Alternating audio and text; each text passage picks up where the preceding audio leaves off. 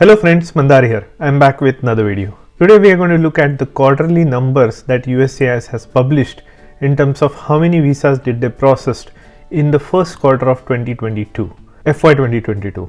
So the numbers are from October of 2021 to December of 2021. We'll look at the numbers for I-485, which is adjustment of status, for EB category, which is employment based category, and we'll also look at the numbers processed for EADs for adjustment of status. And based on these numbers and based on what has happened in the past year, I'll also make my prediction on what are the numbers that USCIS is going to process for 485 this year. I'll give you my optimistic scenario and also the worst case scenario. So if you are interested in this topic, watch this video until the end and let's get started.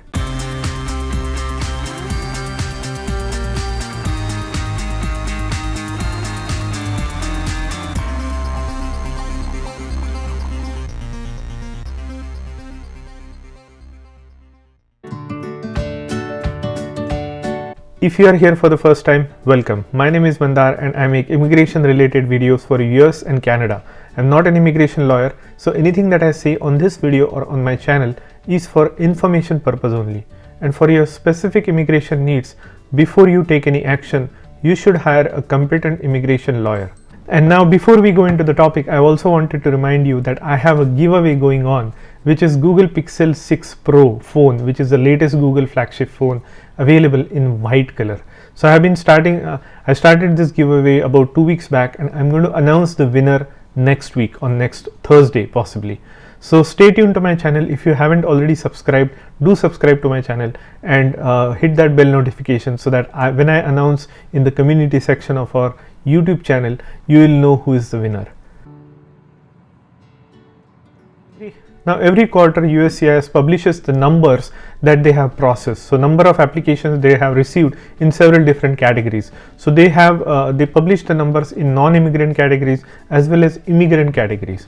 So in the immigrant categories, they go through all the I-485 numbers, what they have received for that particular quarter, how many they have approved, how many they have denied, and how many are left over, basically how many are in the backlog. So they continue to do this throughout the year. So this kind of gives us an insight into how fast is USCIS processing. Now, as you know, in the last few years, we have been getting the spillover numbers from family based category into employment based category.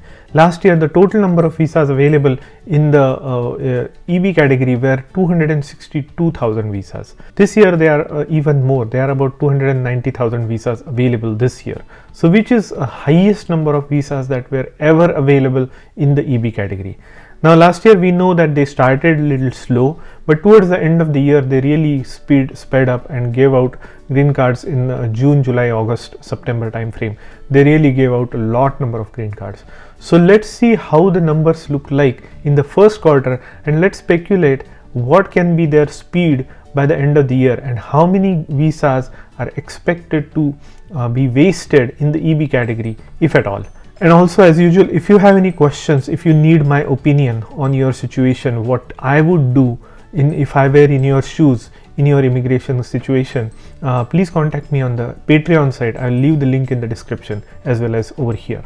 This will be my input to you that you will not get from any lawyer, from my personal experience and what I would do if I were you. So do contact me on the Patreon if you have any question to ask me. Now let's jump into the numbers. So this is basically the chart this USCIS publishes. They actually publish a lot of different charts, but I am interested in this particular one where they give the number of service-wide forms by quarter and form status and processing times from October 1st of 2021 to December of 31st, 2021. So remember, the fiscal year for immigration purposes starts on 1st of October and ends on 30th of September. So the fiscal year 2021-2022, which started last year in October 1st. So the first quarter would run from October 1st to December 31st. So these are the numbers for that particular quarter. So now what I'm particularly interested in is we'll go through the 485 category. See here down at the bottom there is a lawful permanent resident category, and which is I-485, which is adjustment of status, and they have split down these numbers by family category, employment category, asylum, refugee, Cuban and others.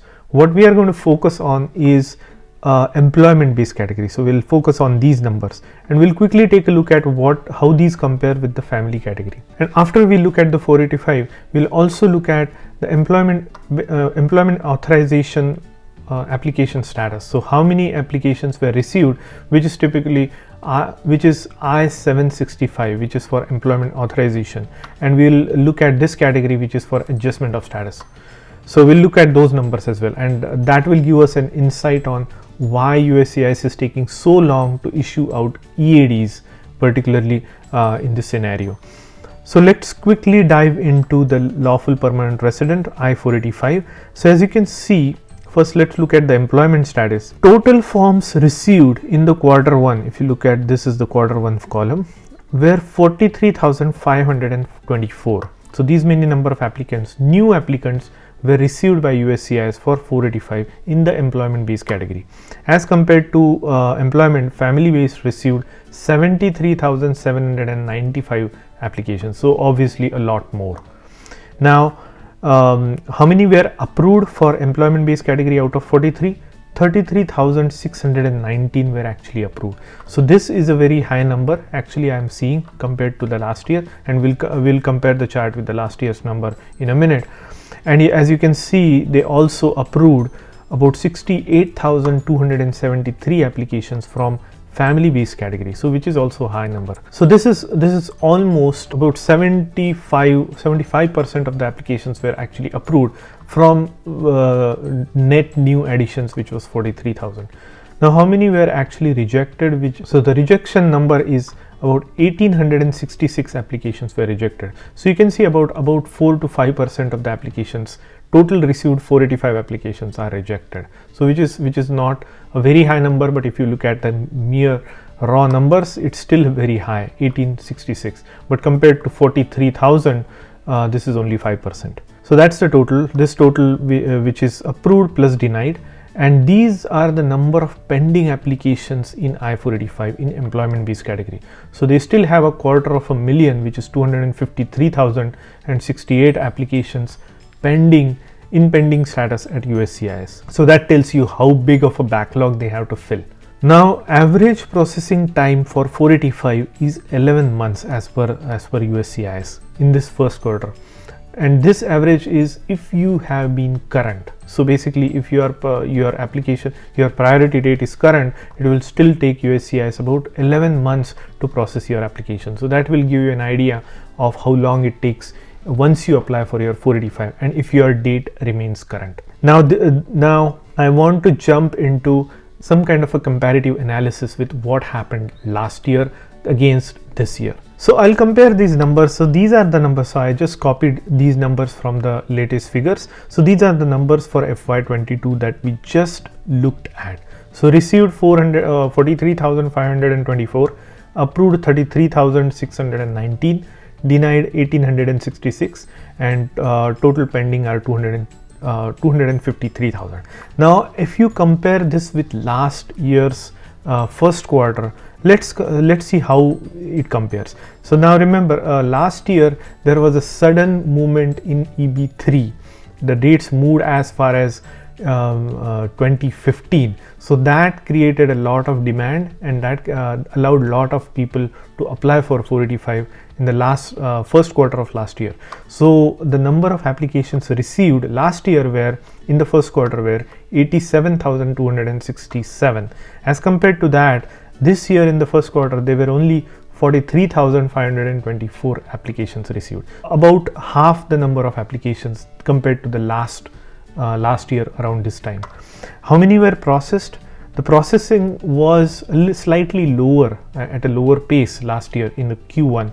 They only were able to process or approve 27,000 applications.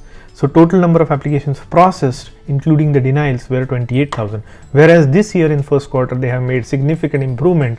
They have been able to process 35,000 applications. So that is a significant improvement. I would say about 20% efficiency gain. So year over year. Now these are the numbers for the rest of the year. So basically they received 117,000 applications in the second quarter 41,000 in the third quarter, and 45,000 in the fourth quarter. Now, what I want to say is they have definitely increased their speed of approval this year compared to last year. Although the number of applications were lesser, they started processing very much faster in the first quarter. Now, here is another thing to look at. At the beginning of last year, the pending applications were only 176,000. So in 176,000 pending petitions of I-485 at USCIS at the beginning of last quarter, and at the end of the year they had about 245,000 pending applications. So now that in number has actually increased, so that should be a red flag actually. So if you look at this, at the end of last year, which is September 30th, they had 245,000 applications pending. But after the end of quarter one of this year, the number should have decreased.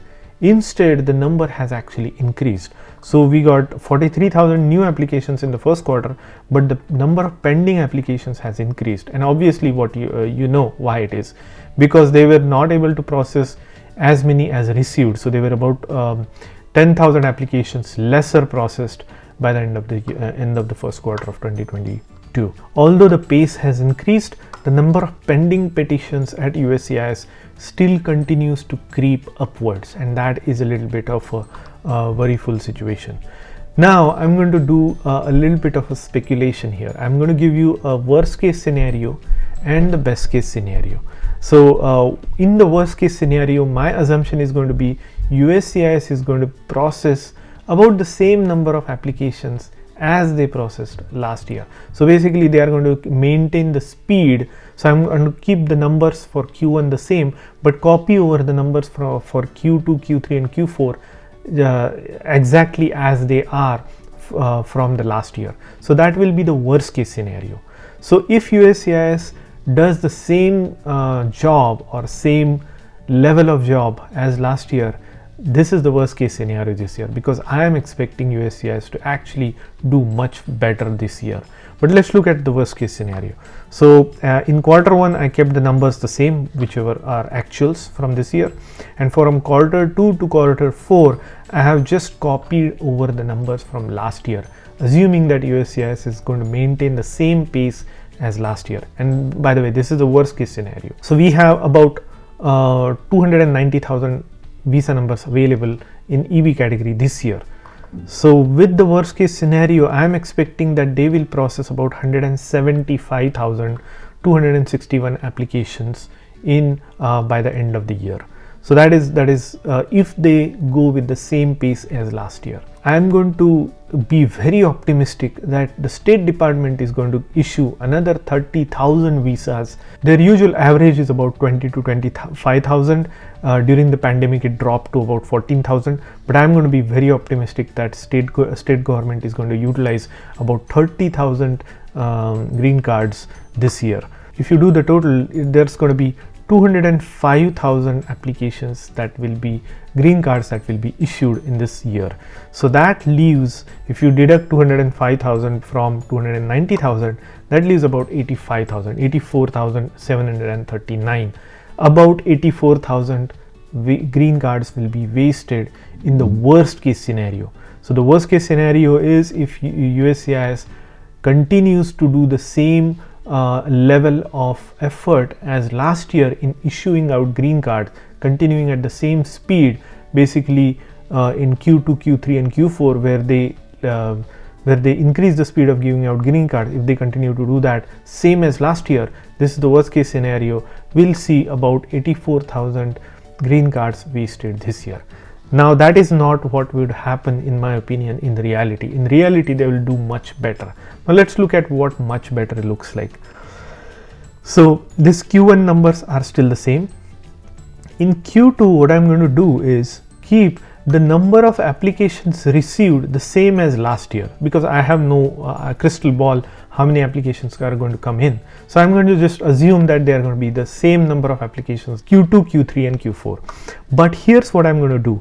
I'm going to bump up these numbers significantly for Q2, Q3 and Q4. So Q2, instead of about 20,000 visas that were processed last year, I'm going to say they are going to go up until 33 or 34,000 visas to be processed in Q2. That is a very aggressive estimate. I'm trusting USCIS that they are going to faster process the green cards this year. So I'm going to give them a benefit of doubt and say they are going to process 33,600 green cards in Q2. In Q3, I even bump up the number even higher because that was the trend last year. They went from 19,000 to 31,000. So this year what I'm going to do is they will process up to 50,000 green cards in Q3. And look at what I did in Q4. Q4, I have in last year they processed about 88,000 visas. I'm saying they are going to do 90,000. That would be their peak capacity, and I'm going to leave it at that. So as you can see, I have significantly increased the number of green card processings for Q2, Q3 and Q4, and this is the best case scenario. So if you consider this, you are looking at the total number of green cards processed in 2020 this year is 239,000 or about 240,000 green cards will be processed. So how many will be wasted? About 50,000. So even in the best case scenario, I am expecting, even if USCIS does phenomenal job in issuing out green cards this year, there will still remain there will still be a wastage of 50,000 green cards for this fiscal year. That is just my speculation.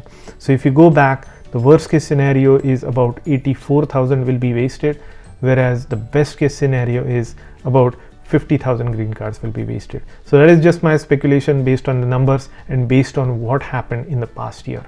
So that's all I wanted to say.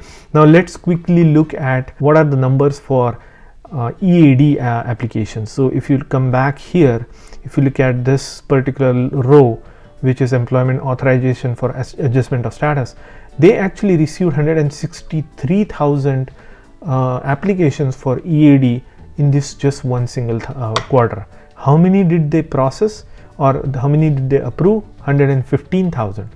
Denied 53,000. Wow, that's a huge number. So every 1 in 3 applications for EAD is being denied. If you look at it, which is a very high number. I was not expecting that 53,000 EAD applications will be denied. So imagine every 1 in 3 EAD request is being denied. Now the total number of EAD applications processed is 168,000, and look at this pending number of applicants for EAD in green card processing is 481,000 pending applications for EAD.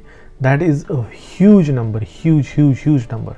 So you can see why USCIS is struggling to issue EADs.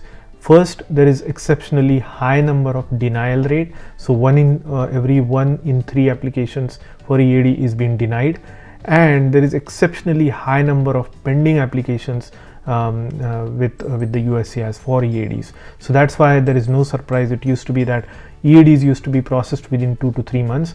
Now it's taking well over 8 to 9 months. Even some people haven't received even after a year of wait. So that's something that I wanted to cover in this particular video. I think we can see a trend how USCIS is performing on 485 applications. I'm optimistic, but I wanted to give you two numbers. One is the worst case scenario, we'll see about 84,000 visa numbers wasted, but in the best case scenario we'll see about 50,000 visa numbers wasted, but that will still be significantly high number of green cards being processed year over year up until now. Now as we get the numbers for Q2, Q3 and Q4, I'll make update videos on that, and we'll do course correction on our prediction on how many green cards will be processed this year and how many will be wasted. So I hope you got some value out of this video. If you did like the video, please hit the like button and consider subscribing to my channel, and I'll see you in the next one.